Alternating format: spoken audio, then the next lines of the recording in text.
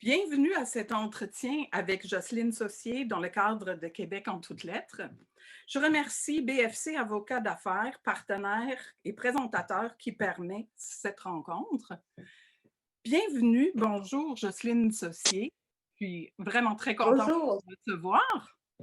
Je vais faire une petite bio, même si on n'a pas vraiment besoin de vous présenter. Vous êtes né à Clare, au New-Brunswick. Vous avez grandi en Abitibi. Vous avez étudié en sciences politiques. Vous êtes devenu journaliste en Abitibi.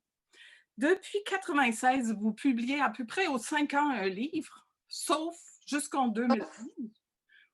Et là, depuis 9 ans, on attendait, depuis Il pleuvait des oiseaux. D'ailleurs, un livre que j'ai conseillé beaucoup à mes amis en Allemagne depuis que c'est traduit en allemand. Et là, vous arrivez avec À train perdu. À train perdu, c'est l'histoire d'une dame âgée qui prend un train. On ne sait pas trop où elle allait, qu'est-ce qu'elle cherche, est-ce qu'elle fuit, est-ce qu'elle est en quête de quelque chose, et elle laisse derrière elle une fille qui ne va pas bien. J'aimerais lire le début et je vais vous poser ma première question. Le 24 septembre 2012, Gladys Como est montée à bord du Northlander et on ne l'a plus revue à Swastika, qui n'est pas une ville, même pas un village, tout juste une bourgade le long du chemin de fer. C'était quoi le point de départ pour ce livre-là? Vous partez d'où? Je pars d'un voyage que j'ai fait moi-même sur un train du Nord, le Northlander, justement. Et à ce moment-là, j'écrivais Il pleuvait les oiseaux et je m'en allais à Toronto pour chercher, je faisais du repérage. Et dans le train, j'ai vu une vieille dame de biais avec moi qui est restée immobile à son siège pendant les 9 heures, 10 heures, 11 heures de trajet parce que, bon, les trains du Nord sont très lents, très longs, très brinque-ballants. Ils ont des retards. On ne sait jamais quand on va monter sur ce train, quand on va en descendre. Parce qu'il faut savoir que les trains du Nord, bon, ils partagent un rail avec les trains de marchandises. Donc, si le train de marchandises, pour une raison ou une autre, ou un bruit mécanique, n'importe quoi, arrête devant le train de passagers pendant 1 heure, 2 heures, 3 heures, on attend. Et dans le seul wagon, parce qu'habituellement, dans les trains du Nord, il y a un seul wagon de passagers. Donc, dans ce train, j'ai vu cette dame immobile à son siège pendant les 10 heures de trajet, qui n'a parlé à personne. Même pas quand le train s'est immobilisé derrière un train de marchandises. Elle avait une pile de magazines à côté d'elle, une glacière pleine de sandwichs. Et elle n'a parlé à personne, même pas quand bon, le train s'est immobilisé et que tout le monde se parlait, que le wagon est devenu comme une rue du village. Et je la regardais et je me demandais, ben, qu'est-ce qui la tient immobile à son siège? Est-ce qu'elle fuit? Est-ce quelque chose? Est-ce qu'elle est menacée? Est-ce que quelqu'un, quelque part, la menace? Est-ce qu'elle connaît sa destination? Donc, toutes ces questions-là, bon, je me suis interrogée sur cette femme-là et c'est d'abord cette femme-là.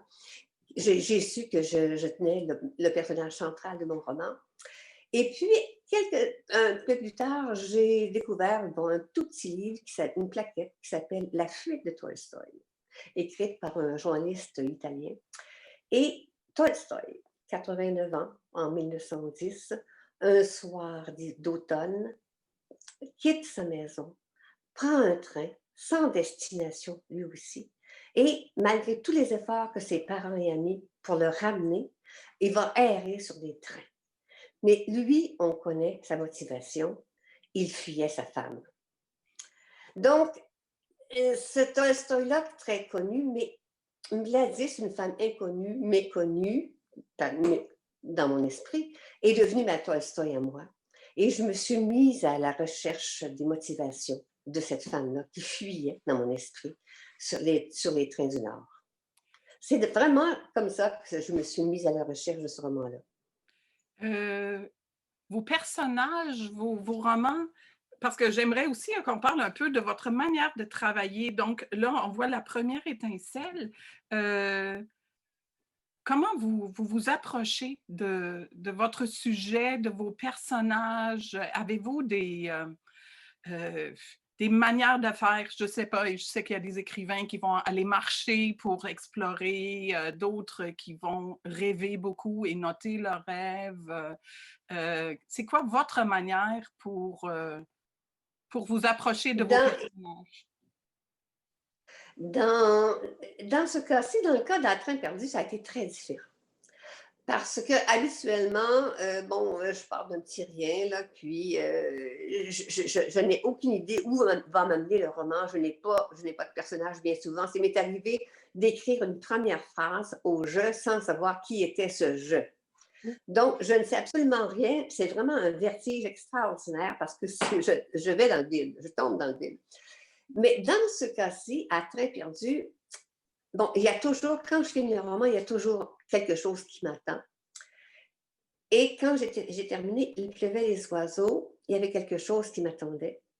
Mais, bon, est arrivé le succès inattendu, inespéré d'Il pleuvait les oiseaux. Et pendant 3 ans, j'ai été prise dans un tourbillon à me promener dans le monde avec ce roman-là, de sorte que je n'ai pas pu écrire le roman qui m'attendait, mais le roman a fait des tours dans ma tête.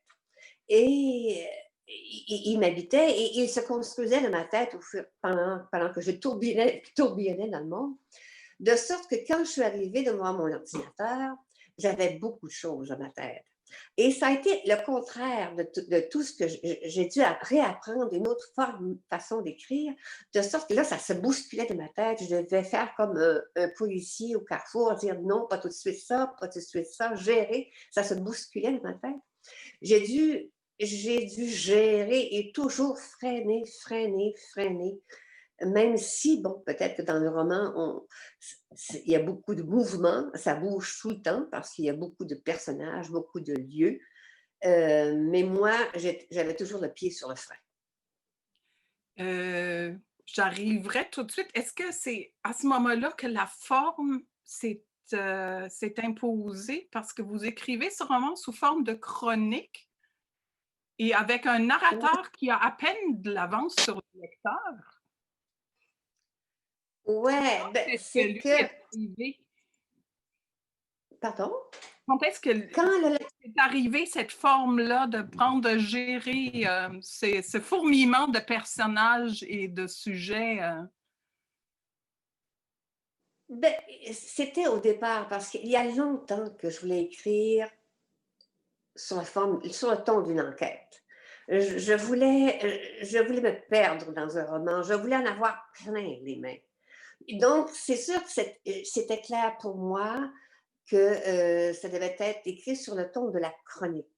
Mhm. Donc, il y a un ton distancié et le narrateur est venu immédiatement là, parce que je le voulais, donc, le ton de la chronique, le ton distancié est venu tout de suite. Ça s'est imposé, là. C'est sûr que ce qui a été difficile, c'était de gérer tout ce monde-là, tous ces mouvements-là. Mais le ton s'est imposé, c'est le ton de l'enquête. Il y a longtemps que je voulais faire sur le ton de l'enquête, pas un polar, je n'ai pas ce talent-là. C'est pas une intrigue policière, il n'y a pas de meurtre, il n'y a pas de police, mais il y a une intrigue. Et l'intrigue, c'est strictement sur le plan des motivations de Gladys, mais aussi des motivations du narrateur que lui-même ne connaît pas au départ. Il s'interroge sur lui-même, sur ses propres motivations qui l'ont tenu sur cette quête ou cette enquête-là pendant des années. Et sur la chronique, qu'est-ce qu'il va en faire? Oui, effectivement. Est-ce que c'est en même temps une réflexion sur l'écriture? Je trouvais qu'il y avait des beaux extraits que j'aurais cités dans une démarche sur l'écriture. Évidemment, je suis très présente dans les préoccupations du narrateur. Oui, c'est évident qu'on se pose des questions sur l'écriture, sur notre rôle d'écrivain. Qu'est-ce qui va arriver? Qu'est-ce qui va arriver à cet écrit-là? Qu'est-ce que je vais en faire? C'est surtout, oui, des raisons existentielles, questions existentielles liées à l'écriture. À quoi on sert? Absolument. Écoutez, j'aimerais revenir sur les personnages. Bon, c'est évidemment une brochette de personnages féminines qui sont assez extraordinaires. On a d'abord Gladys, on a Lisanna, et il y a Janelle qui va apparaître un peu plus tard. J'aimerais que vous me parliez de ces trois femmes-là qui sont très liées. Hein? Ça fait comme Alors, il y a ça fait une image complète de ce que c'est des femmes dans je trouve là, tu sais, vous donnez vraiment quelque chose là, la mère, les femmes qui n'ont pas d'enfants. En tout cas, il y a toutes sortes de sujets autour des femmes qui se dégagent de ces trois femmes-là. et elles sont très différentes, elles sont très fortes, elles mènent leur vie comme elles veulent, même Lisana pourtant, Oui. mais elles sont très fortes. Mais elles, donc il y a Gladys. Gladys, qui est une optimiste forcenée, qui a confiance en la vie malgré les mauvais coups, et Dieu sait qu'elle en a eu, et qui ne peut pas en vouloir à la vie malgré les mauvais coups parce qu'elle a eu une enfance heureuse. Donc, elle est née sous le signe du bonheur. Et, cette femme-là, elle va se lancer dans un espoir, dans un élan d'espoir désespéré, dans une quête, une sorte de mission. Donc, elle est née sur le signe du bonheur, alors que sa fille n'a aucune appétence pour la vie, Lisana, qui n'a aucune appétence pour la vie, elle n'a aucun goût de vivre, elle a une obsession suicidaire. Donc, il y a une opposition entre ces deux femmes-là, entre la quête et la non-quête du bonheur. C'est un roman qui s'interroge sur le bonheur. Oui, Sur, c'est le sujet oui, du roman. Oui. oui, oui. Et c'est ben moi-même, puis mes romans s'interrogent aussi sur le bonheur d'une façon générale. Et je trouve que dans nos sociétés occidentales, il y a une obsession du bonheur. Euh, il y a une quête, il y a une tyrannie même de la quête du bonheur, de sorte que on doit toujours être heureux, même malgré les blessures, les ruptures, les pertes. Quand on tombe, il faut se relever. On ne nous pardonne pas. Il faut se relever d'une peine d'amour, pas plus d'un an. Là. On ne peut pas traîner une peine d'amour pendant des années. Là. Parce que le mot d'ordre, le leitmotiv de nos sociétés maintenant, c'est la résilience. Il faut être combatif. Et ceux qui tombent et qui ne se relèvent pas, ceux qui ne peuvent pas être heureux, il y en a qui ont un mal-être. Ben, ils nous bousculent, ils nous inquiètent dans nos propres choix de vie. Je trouve que, et c'est pire, je trouve, en Amérique du Nord, où on est comme tous une société souriante, née sous la bannière optimiste, à croire qu'on est né avec le sourire aux lèvres alors qu'on est sorti du ventre de notre mère en hurlant à plein poumon.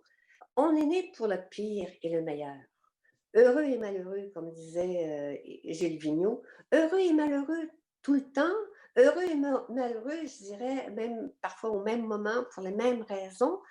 C'est pas parce qu'on n'est pas heureux qu'on est malheureux. Je trouve que la quête du bonheur, à force de toujours se demander est-ce que je suis heureux, on va dire bien je suis malheureux. Mais c'est pas parce qu'on n'est pas C'est pas heureux ça, qu'on est hein? malheureux. Ouais. Non, non. Est-ce que, Et j'ai une petite question, et il y a aussi que le malheur ou l'absence de bonheur nourrit le bonheur, parce que, bon, en tout cas, pour moi, ça a toujours été clair que le bonheur, ça ne peut pas être plus qu'un moment. Le bonheur ne peut pas être un état. Et on le c'est traite ça, dans notre c'est société comme un état permanent, idéalement. oui, oui, c'est ça. Donc, il faut toujours être heureux, on va toujours bien. Et je trouve que c'est parce que les gens, il y a les gens dont la vie est une souffrance. Les gens qui ont été malheureux toute leur vie, est-ce que ils ont raté leur vie? J'en veux, j'en veux à cette tyrannie du bonheur qui nous empêche aussi d'être heureux finalement. Oui, Oui. Oui, parce que c'est une pression. J'aimerais revenir à Gladys Como, qui est, comme vous dites, une optimiste forcenée. Comment on rencontre une héroïne comme ça? Là, je sais que vous partez d'une dame que vous avez vue dans un train, mais c'est pas elle, Gladys. Gladys vous arrive d'où? Oh, c'est très... C'est sûr que... Oh, là, je vais arriver à quelque chose de très personnel. Alors, ce roman-là, cette femme-là m'a beaucoup été inspirée par mon amie et voisine qui a géré, qui est une femme forte, qui a géré sa vie et sa mort aussi. Et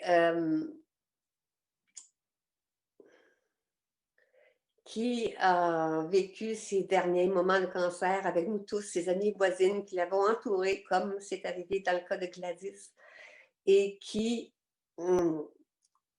ouais, et qui a accepté de vivre ce moment ultime de sa vie qui est la mort. Donc, qui est morte avec acceptation et dignité, qui est morte comme une reine. Parce que, bon, c'est sûr qu'il y a aussi dans mes romans, la mort est présente dans tous mes romans, comme elle est présente dans la vie, d'ailleurs. Et la mort librement consentie est présente, bon, dans Il pleuvait des oiseaux, comme elle est présente dans À train perdu. C'est sûr que, bon, vous allez me dire qu'on aborde ici un enjeu social important qui est discuté depuis une dizaine d'années dans notre société, soit l'aide à mourir ou le suicide assisté, mais il n'est pas question de ça dans mes romans, là. Ça va au-delà de l'enjeu social. Ça va à l'acceptation de vivre ce moment ultime de notre vie qui est la mort. Cette amie-là qui est morte avec dignité et acceptation, elle me disait ceci, elle me disait, je n'ai pas eu conscience de ma naissance, je ne sais pas si j'ai eu conscience de ma naissance, mais je ne m'en rappelle pas. Mais je vais voir c'est quoi la mort. Je vais avoir conscience de ma mort. C'est fort. C'est très fort. Ça prend une sérénité quand même assez... en tout cas, Une c'est sérénité, une dans notre acceptation. société qui nie la mort presque tout le temps. C'est une des raisons pourquoi j'apprécie vos livres, parce que justement, la mort y est, comme dans la vie. Elle nous pend, hein, ça peut nous arriver à nous tous, ça va arriver à nous tous. Et, Ouais. et là, de rencontrer quelqu'un qui l'accepte, cette finalité-là, en tout cas, ça fait un très beau personnage. J'aimerais passer à Lisana, qui, comme vous le dites, elle est dépressive, bipolaire, très pessimiste, suicidaire. Et Gladys va la laisser à Swastika. Et moi, ce qui m'avait frappé, c'est que tout le village, tout le monde autour d'elle, aussi ses amis qu'elle va visiter, tout le monde s'inquiète pour Lisana. Personne ne s'inquiète pour Gladys. Vous avez raison. Je ne m'en suis pas rendu compte. Écoutez, c'est ça qui est intéressant de rencontrer des lecteurs.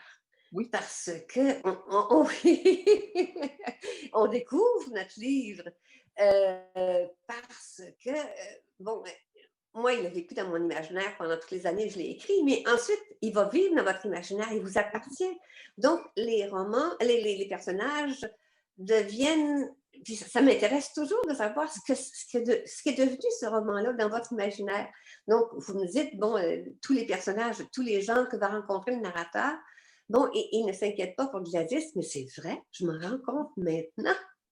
Parce que même à un moment donné, vous dites dans le livre, c'est écrit que ça, c'est un des chefs de train qui va remarquer qu'elle n'a pas parlé à personne, que ça aurait dû l'inquiéter.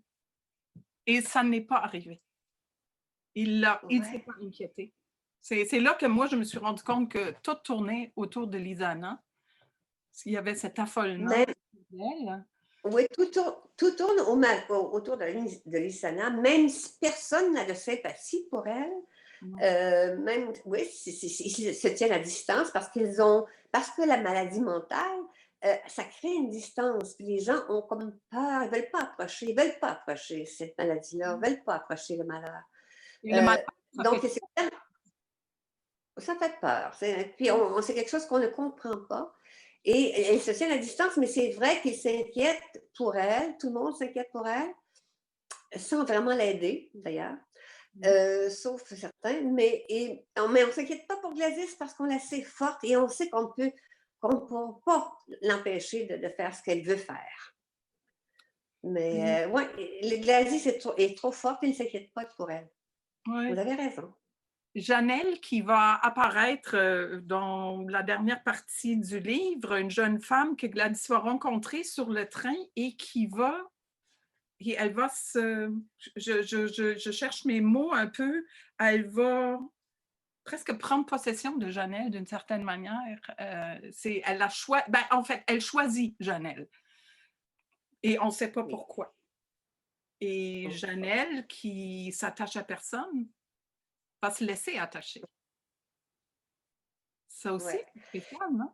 Oui, oui, bien, c'est ça, il lui fallait à Gladys quelqu'un qui soit vraiment en homme pour, ce qu'elle avait, à lui confier. Et Janelle est vraiment hors norme parce que c'est une femme qui a rêvé de sa vie, mais qui s'est aperçue qu'elle n'était pas à la hauteur de ses rêves. Donc, elle a renoncé à ses rêves, elle a renoncé à sa vie et elle vit en dehors de sa vie. Et elle est une errante. Elle ne s'intéresse même pas à sa vie, elle ne s'intéresse à rien. Donc, c'est une personne sans attachement, une errante, et de ce fait-là, elle convient à Janelle. Janelle l'a saisi qui elle était vraiment. Ouais. C'est le personnage que j'ai beaucoup d'affection pour Janelle. Moi Parce aussi. que je sais qu'elle va faire quelque chose de vraiment. C'est une déviante, là, c'est une transgressive aussi. C'est une dissonante, c'est une femme unique aussi. J'aime les êtres uniques et dissonants. Elle a aussi, en même temps, rien d'extraordinaire. Moi, je trouve ça formidable comme personnage. Elle va passer sa vie à être barmaid, faire des job-ins. Elle n'a pas une destinée de partir à l'université ou de devenir une star de quelque chose. Et en même temps, elle est tout ça. Elle est une star d'une certaine manière, à sa manière. Ça, j'aime beaucoup ça dans vos livres, comment vous réussissez de faire sortir les gens de leur quotidien, de montrer à quel point ils sont grands. C'est vrai d'ailleurs aussi pour Gladys et Lisanna, qui sont des gens bien ordinaires et non. Oui, ce sont des gens extraordinaires dans leur vie ordinaire. Ouais. Oui, ce sont vraiment des gens qui ont une force extraordinaire, une liberté d'esprit surtout. Une liberté d'esprit, une indépendance d'esprit. Ouais. Oui, je dirais ça. Oui, ils Oui. sont tous comme ça. À peu près tous les personnages, les principaux personnages féminins. Parce que les personnages masculins, ils sont comme des personnages bienveillants qui vont s'occuper. Ils forment comme la garde rapprochée de ces femmes-là. Oui. Ils sont comme les gardiens. Ils sont Et les ils gardiens, sont mais ils ont bienveillants. un retard aussi sur les femmes. Ils Parce sont qu'ils pas? n'agissent pas. Ils ont comme un retard sur les femmes parce qu'ils réagissent. Ils n'agissent pas, c'est les femmes qui agissent. Et les hommes Exact, réagissent. exact. C'est Ouais. ça, hein? Mais ils les entourent. Et nous sommes pourtant dans un monde très masculin. Oui. C'est le monde du Nord, c'est les trains, c'est très, très masculin, c'est un monde masculin. Mais ce sont les femmes qui sont au cœur de cette action-là. Et puis les hommes font comme une garde ou une garde bienveillante. Oui. Ouais. Ils ne sont, C'est oui, très ils ne beau. sont pas des... J'aurais une autre question, et là, j'arrive plus au sujet. Justement, on parle déjà du train, que c'est un univers d'hommes. Comment vous préparez Cette thématique-là, vous l'avez préparée. Oui, vous partez d'un voyage que vous avez fait vous-même, mais là, ça se greffe quand même au moment où le dernier train de le Nordlander roule pour la dernière fois. Ça, c'est un fait avéré. Je l'ai trouvé sur le web. Je l'ai vu. Il y a aussi, on va arriver à ça aussi, des school trains. Fait que j'aimerais... Quel genre de recherche faites-vous pour ce genre de thématique qui encadre, Oh, mettons, le personnage? OK. Alors, c'est la première fois que j'ai fait autant de recherches pour un roman, mais je me promène dans le Nord, surtout dans le Nord de l'Ontario, depuis une dizaine d'années, en auto, en train. J'ai même eu une fois, j'ai demandé une bourse de résidence itinérante dans le Nord de l'Ontario. Donc, pendant 3 mois, je me promenais d'une ville à l'autre, je me louais une chambre avec permis de cuisiner chez les gens pendant une semaine, 2 semaines. J'allais dans la bibliothèque, tout ça. Et les musées, je rencontrais des gens, mais les voyages en train, je les ai tous faits. Mhm. Et les retards de 7 heures, 12 heures, le long d'une gare fantomatique, à attendre un train fantôme, je l'ai fait. J'ai tout fait ça pour voir, parce que je voulais voir les lieux, les paysages, les gens qu'avait rencontrés Gladys. Et je cherchais toujours quelque chose. Et j'ai rencontré plein de gens là, au cours de ce roman-là. Donc, ce roman-là est né de ma propre errance aussi. Là. Donc, j'ai rencontré. Est-ce que les personnages que vous avez croisés ont inspiré toute cette panoplie de personnages qui sont là en arrière-fond? Parce qu'il y a vraiment beaucoup de personnages dans ce livre-là où je vous souhaite d'ailleurs qu'il y en aura un film de fait parce qu'il me semble qu'il y a déjà quelque chose de très cinématographique en même temps parce que l'arrière-plan a déjà de la couleur. Ouais, ben, c'est une fiction. Tout est fictif dans ce roman-là, sauf les trains. Les school trains ont véritablement existé. L'Ukrainien, le personnage de l'Ukrainien est absolument fictif. Oui, Mais il est les, formidable. les- Je voudrais.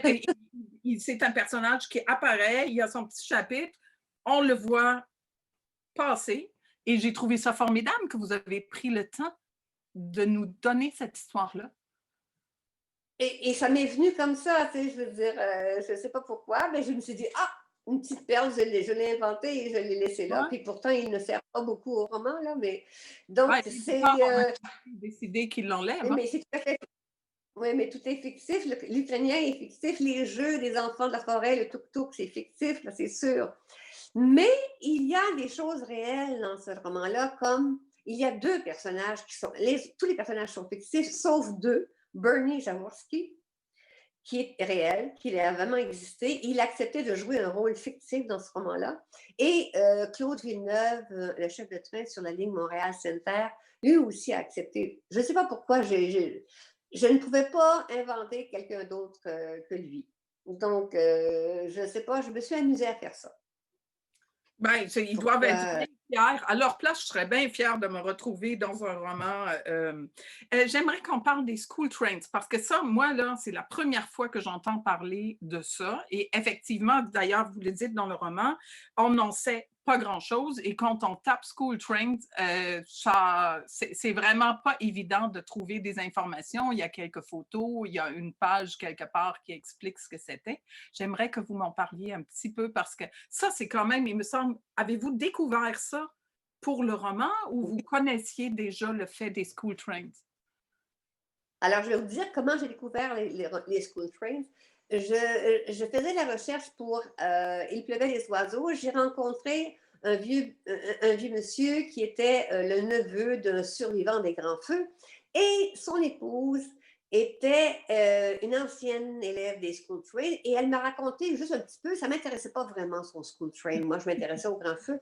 Ça ne m'intéressait pas, mais ça m'est resté dans la tête.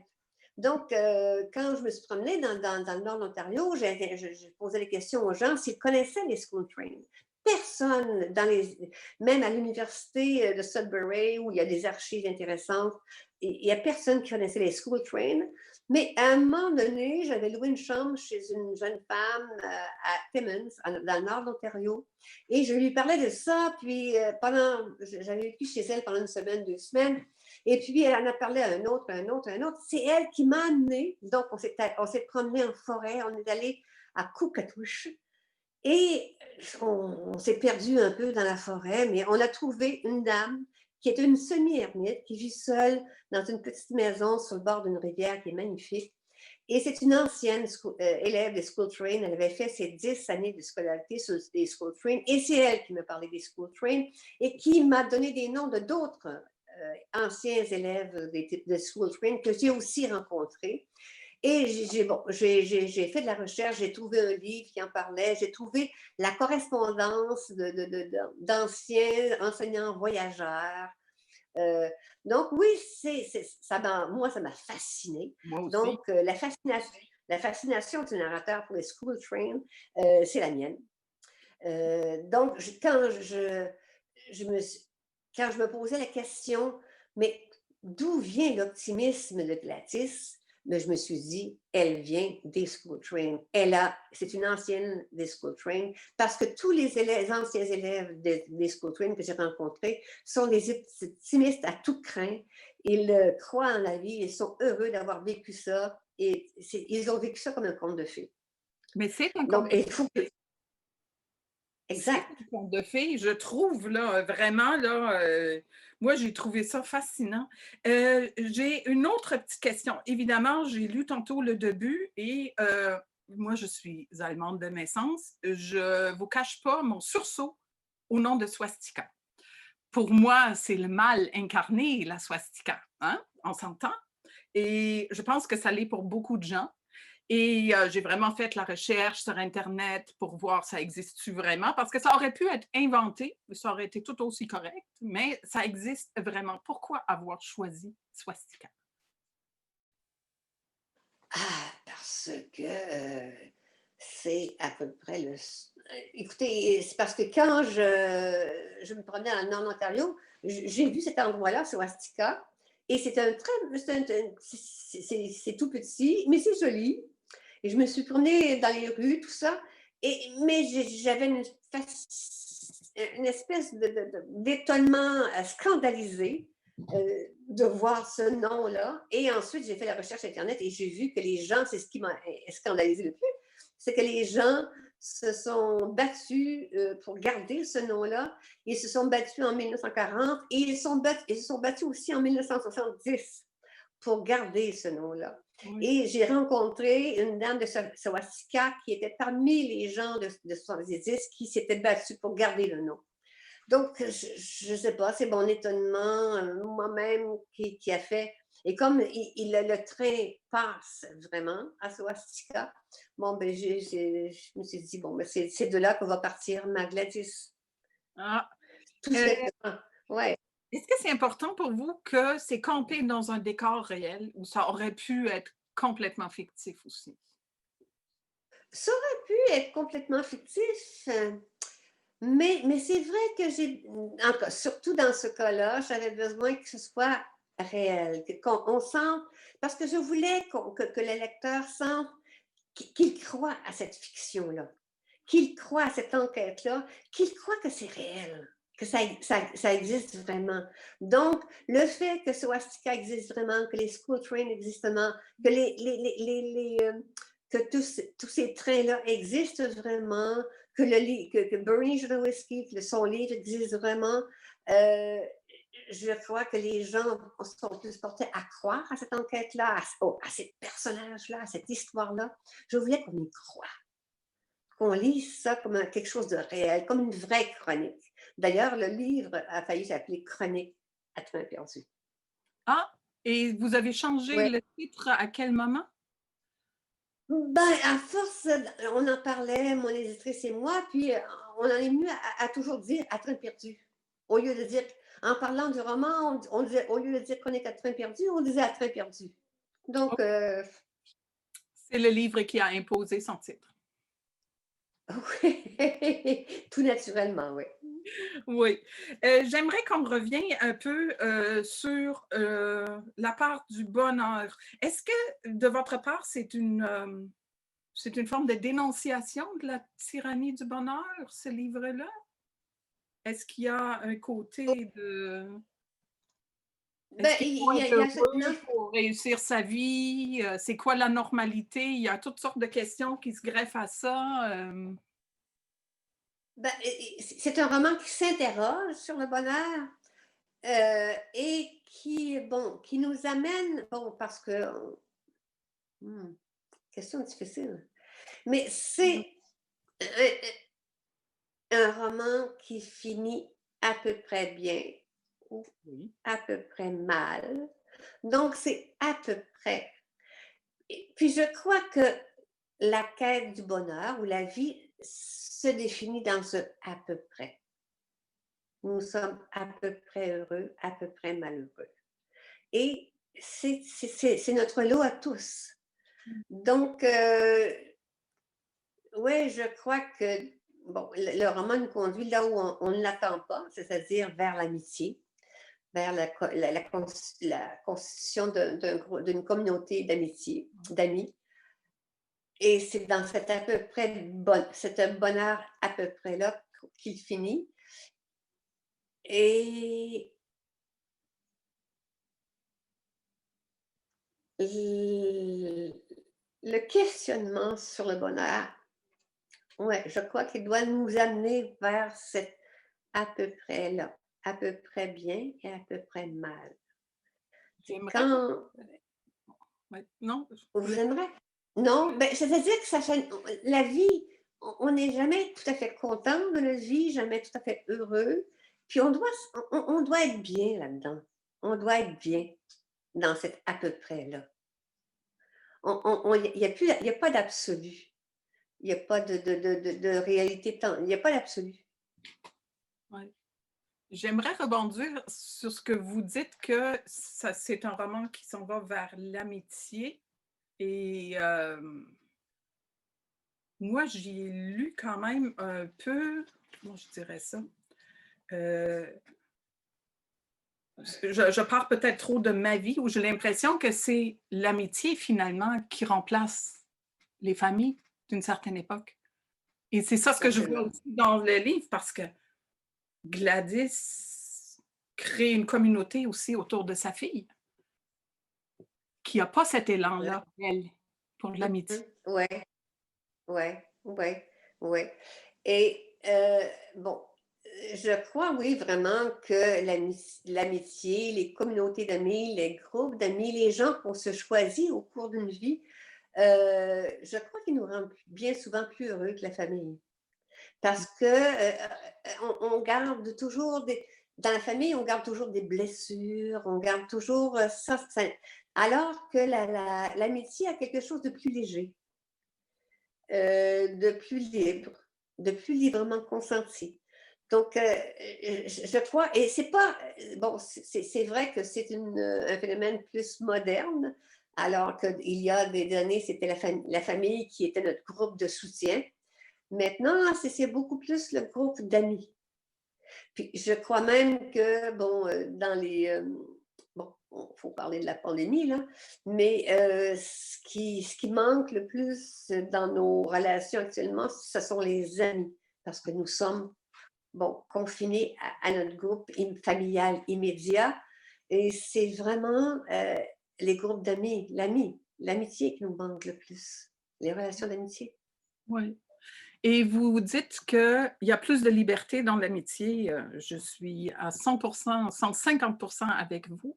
Et il me semble que la liberté, c'est aussi le sujet de vos livres. Le grand sujet est la liberté, non? Ouais. Oui, absolument. Ouais, ouais, c'est la liberté qui, bon, dans Les Il pleuvait les oiseaux, c'était encore plus évident, là. Mais ici aussi, À Train perdu, ce sont des personnes qui choisissent leur vie, là. On le voit encore plus à la fin du roman. Ces gens choisissent leur vie, puis elle n'est pas, elle n'est pas habituelle, elle n'est pas dans un cadre habituel. Lysana va trouver une forme de vie qui va lui convenir. Et pourtant, c'est une forme de vie qui ne conviendrait à personne. Oui, Et elle va trouver une sorte peut-être de bien-être à son mal-être dans cette vie entourée de tous les gens, de tous les malheurs du monde, mais elle va trouver et quelque chose de tout à fait non conforme à ce qu'on croit. oui. Et la même chose pour ce qui est bon, la communauté d'amis qui va se trouver bon, à la toute fin, c'est tout à fait hors norme. Mais comme Comme toutes le les bouquinet. amitiés, d'une certaine manière, non? Ouais, oui. Parce que Puis on va chaque chercher, amitié est un miracle d'une rencontre. absolument. Puis avant, on va chercher chez l'autre ce qu'on n'a pas, Mhm. bien souvent. Il nous aide à cheminer parce qu'on est complémentaires, là. Oui. Oui, Donc, ouais. oui. Non, c'est vraiment, ça m'avait beaucoup frappé. J'aimerais revenir un peu en avant.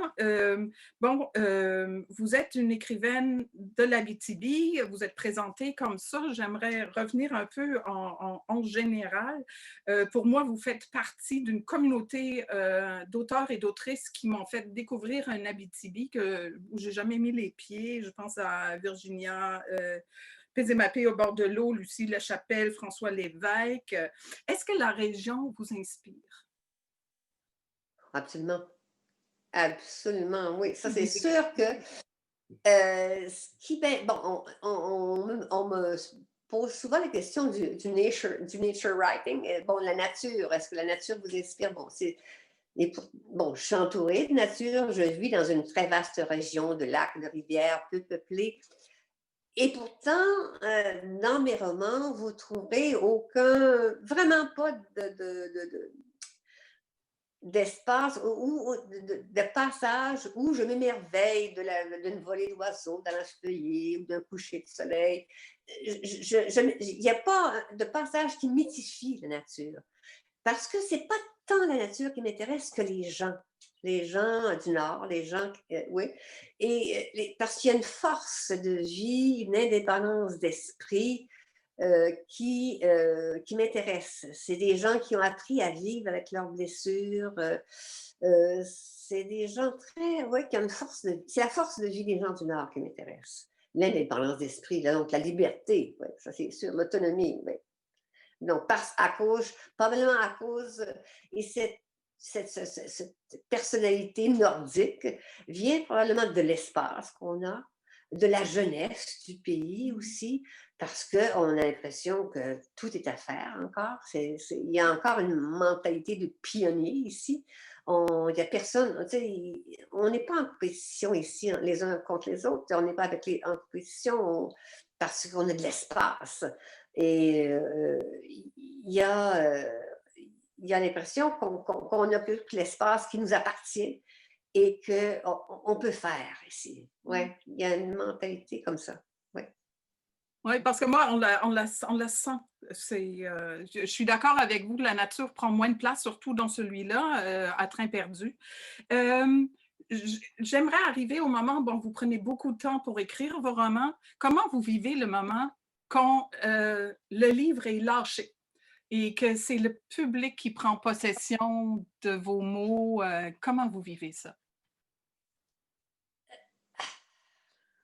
Je suis absolument perdue. parce parce que je ne suis plus dans l'écriture présentement, parce que, bon, je fais des entrevues Zoom, des entrevues téléphoniques, bon, des entrevues à distance. Je ne rencontre pas de lecteurs. Euh, euh, je ne suis pas dans l'écriture. C'est ça qui je suis perdue parce que moi, je suis rêvée à une obsession continuelle qui est celle du roman à écrire et je ne suis pas dans l'écriture. Donc, je suis perdue. Il faut dire que je suis perdue. J'ai perdu mon axe de vie, là. Et puis, actuellement, à cause de la COVID, à cause de cette distanciation qu'on vit, euh, je vis comme à distance aussi de mes propres sentiments, de mes propres émotions. C'est comme je vis dans les réalités des choses. Je n'ai pas conscience que mon roman est lu. Vous me parlez de ça. J'adore vous parler parce Mais que vous me parlez normalement, du roman que vous avez lu. Donc, je normalement, dans parle à les vous. salons du livre, vous les rencontrez, vos lecteurs, quittant à train perdu, retournant à vos autres livres. Est-ce que ça enrichissait votre regard sur votre livre de rencontrer des lecteurs?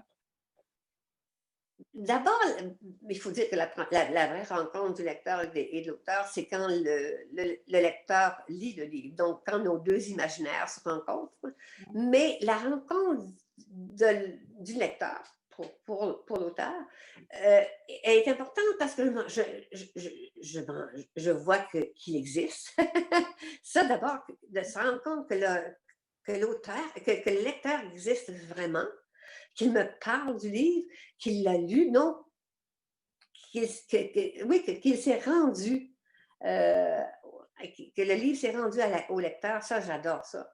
Et quand je rencontre un lecteur, la première, puis qu'il me parle de mon livre, je lui demande toujours, ben, vous en êtes rendu où? J'adore penser. Je me dis, ah, il est rendu là. J'adore le suivre dans son imaginaire. C'est ça que j'aime, moi. Ah, vous êtes rendu là? Ah oui. Bon, c'est ça que j'aime. Pour qu'on se suive dans l'un et l'autre dans l'imaginaire, ça, j'adore ça. Moi, j'ai lu votre roman 2 fois. La première fois très lentement, déjà en écrivant des questions, et la deuxième fois vraiment au rythme que j'avais le goût de donner à ma lecture, qui suivait un peu le rythme de vos trains.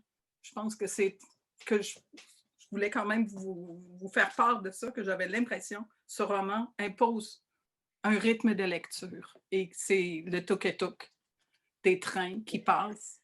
Et ça, j'avais vraiment beaucoup, beaucoup aimé ça. Écoutez, on arrive déjà à la fin et j'ai reçu une question de notre public, de Michel Bédard, qui vous pose la question: quel était le point de départ de votre roman Il pleuvait des oiseaux? Les grands feux, la vieillesse, l'euthanasie, l'art, la communication. J'ai été séduite par votre histoire où tout est si riche et touchant. Mais au risque de vous décevoir, rien de tout ça. Je n'avais aucune idée que j'allais aborder la vieillesse ou les grands feux ou la mort. J'avais aucune idée. Moi, quand j'ai commencé Et plus belles les oiseaux, tout ce que j'avais comme idée, c'était le thème de la disparition. Parce que je m'étais rendu compte que mes romans précédents avaient tous le même thème. Ils parlaient d'une personne disparue.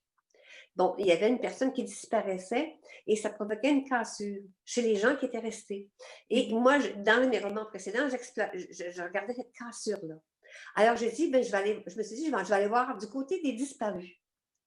Et d'ailleurs, le roman a failli s'intituler Les grands disparus.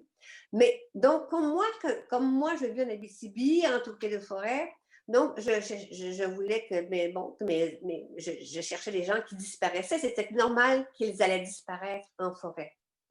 Donc, c'est comme ça que mes disparus sont devenus des ermites des bois. Et donc, c'est en explorant simplement le thème de la disparition. Donc, mes ermites ont vieilli, donc j'en suis venue à explorer le thème de la vieillesse. Ils s'approchaient de la mort. Et j'avais 3 personnages. Charlie, qui lui, je cherchais pourquoi il s'était retiré du monde. C'est parce qu'il était amoureux de la nature. Tandis que Tom, lui, il fuyait une dame qui voulait son bonheur dans une résidence pour personnes âgées. Ted, lui, il fuyait sa vie. Et je cherchais pourquoi il fuyait sa vie. Qu'est-ce qui l'avait fait souffrir au point de vouloir fuir sa vie? Et comme j'avais découvert les grands feux, ben, je me suis dit, c'est un survivant des grands feux. Okay. Il s'était imprégné de toute la douleur des grands feux, de sa souffrance-là, et donc il n'en pouvait plus. Et donc, il a fui dans cette vie-là, sa vie, il ne pouvait plus vivre sa vie. De la même façon que Gladys, je me suis demandé, mais pourquoi c'est une optimiste, elle croit à la vie, qu'elle est confiante? Mais je me suis dit, c'est une ancienne élève des School Train. C'est de là que vient son optimisme. C'est comme ça que, par exemple, les grands feux sont devenus comme la toile de fond Il pleuvait des oiseaux. Et c'est comme ça que les school trains sont devenus la toile de fond de À train perdu, sans le savoir. C'est comme ça. C'est Ce sont des étonnant cadeaux. parce que j'avais l'impression que vous Ouais. auriez pu partir de ces points-là. Oui, exact. Mais bon, c'est comme ça que ça se passe. Puis, écrire un roman, on le vit, le roman. Donc, c'est vraiment écrire, c'est vraiment vivre, c'est vraiment écrire une autre vie. Donc, on le vit aussi. Poser une question. Vous étiez, ben, vous avez probablement toute votre vie été journaliste. Quand est-ce que ça s'est imposé que vous avez besoin de la fiction pour pouvoir dire les choses? J'ai toujours le voulu. déclencheur pour que vous arriviez à la fiction? Oh, j'ai toujours voulu écrire du roman. Je savais que ce serait du roman. Mais j'avais assez le sens de la réalité pour savoir que je ne pourrais pas vivre de ma plume. Donc, je suis allée en sciences politiques pour faire du journalisme, pour pouvoir écrire. Donc, faire mes classes en écrivant du journalisme, mais j'avais toujours l'idée du roman. Donc, et moi, j'avais une vision très romantique de l'écriture, de l'écriture. Je croyais que pour écrire du roman, il fallait être très loin des autres pour être au plus près de soi. Et je croyais qu'il fallait avoir au moins 30 ans pour écrire un roman. Il fallait avoir cette imprégné de vue. C'est fou parce que je prends comme un exemple comme l'écrivaine Carson McCullers qui a écrit ses meilleurs romans à 20 ans. Donc, moi, à 30 ans, j'avais décidé que j'allais écrire du roman.